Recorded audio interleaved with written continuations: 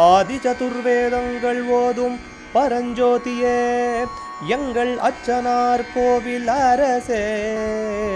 நம்புவோர்க்கு உபகாரி என்பதில் இவரன்றியில் நாட்டில் ஓர் தெய்வம் யார்கான்.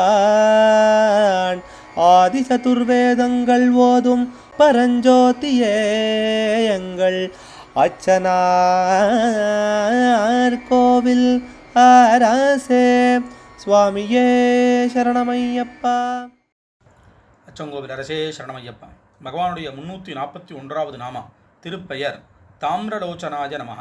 சிவந்த கண்களை உடையவனுக்கு நமஸ்காரம். தாமிர செம்பு போன்ற சிவந்த நிறமுள்ள லோச்சன கண்களை உடையவன் அப்படின்னு இந்த இடத்துல பகவானுக்கு பேரானது அமையிறது.